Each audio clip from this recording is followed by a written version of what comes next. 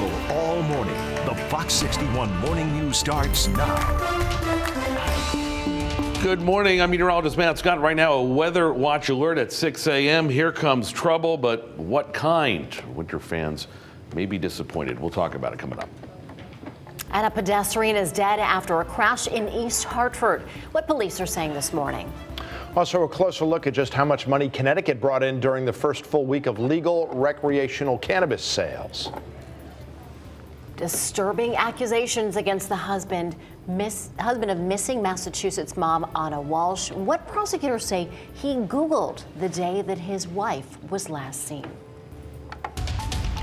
First at 6, we begin with a weather watch alert for rain and also a slight wintry mix. Good morning. Thanks for being with us here at Fox 61 America Areas. And I'm Tim Lammers. Yeah, this is just the first of a bunch of storms that looks like they're coming our way over the next week or so. So for the timing and what you can expect, let's get right over to meteorologist Matt Scott. Good morning. Good morning. And I think the issue is the key word is what Erica said, slight.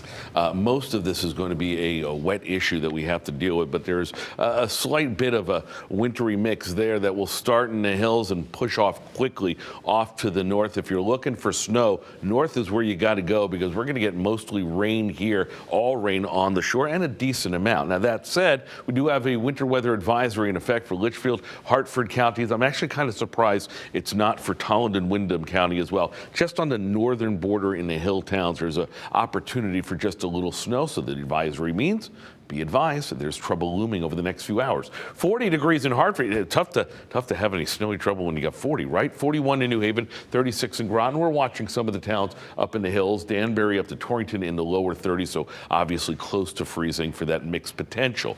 Clouds have thickened up. We're waiting for the precip. It's a fairly potent storm that's been wreaking havoc across the nation. The heart of the storm still back over the Midwest, but ahead of it with this frontal boundary, we'll see what starts as just a little bit of snow on that leading edge, and we really think it's going to be northern parts of the Litchfield Hills, and that may be it into northern Hartford, Granby, Heartland, right there on the border by the Notch. This arrives mid-morning, then changes over to rain almost instantly, and it stays as rain, as you can see, as we go into the evening. And again, some of that rain may be coming down at times.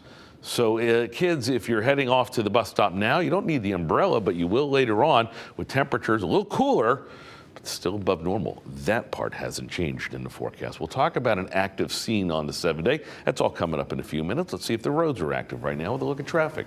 Things are looking good for now. We know that the evening commute might be a little tricky. The morning commute so far, and I think in terms of weather-wise, will actually not be too bad this morning. Let's bring you into the Hartford area. We did have some construction on 91, also I-84.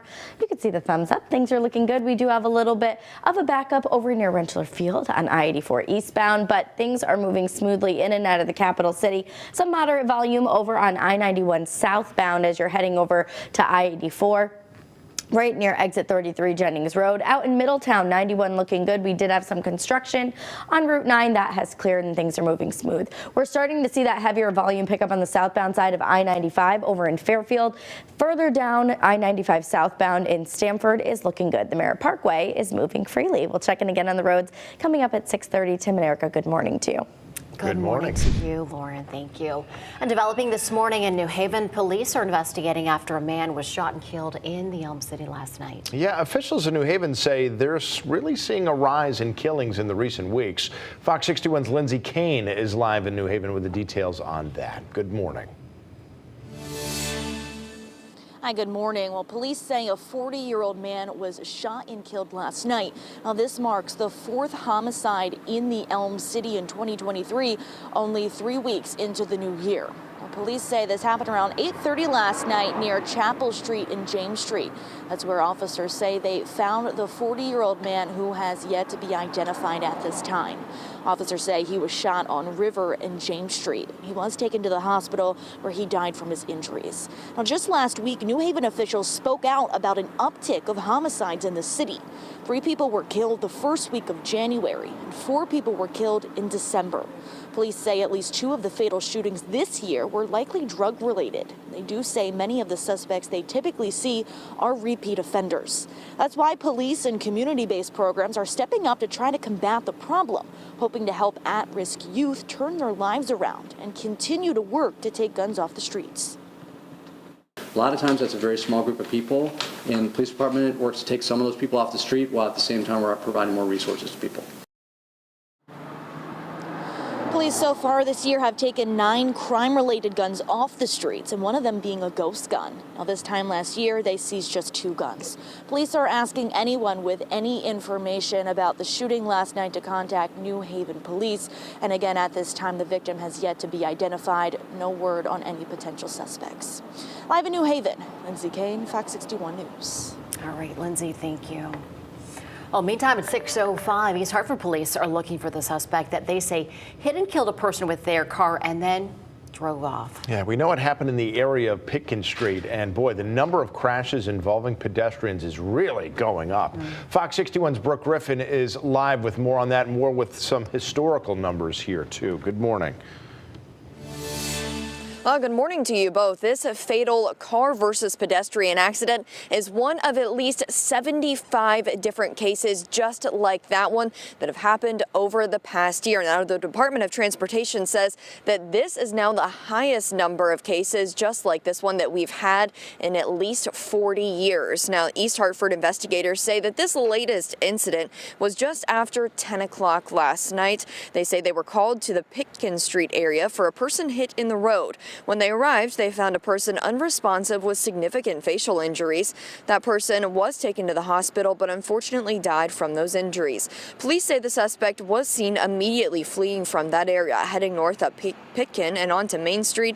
Police have not spotted them since. We are working to get the information on what the car description is from police so we can get that out to you to be able to watch out for on your commute this morning. The Department of Transportation says the amount of people being hit and killed by cars is tragic, and they're trying to take preventative measures. The DOT says they're installing more crosswalks and improving signaling to make it a little bit clearer who needs to go when.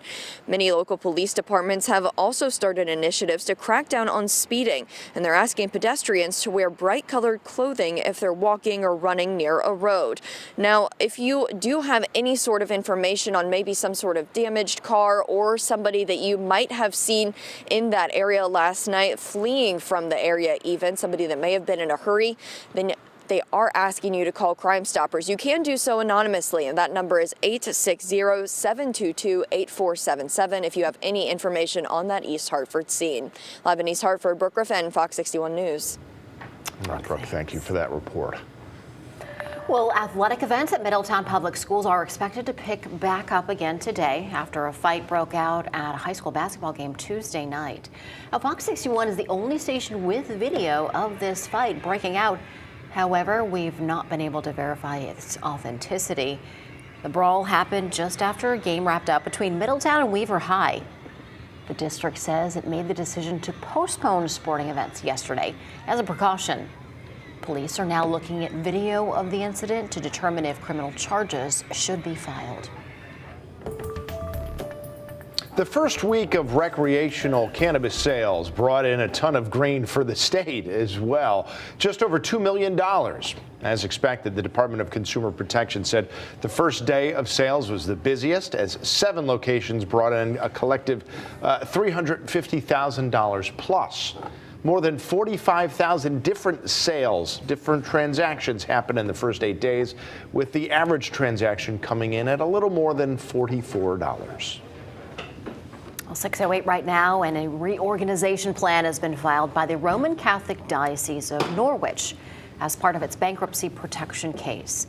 The plan would establish a $29 million trust to settle 142 claims of sexual abuse. The diocese filed for Chapter 11 bankruptcy last summer because of its inability to pay out dozens of lawsuits.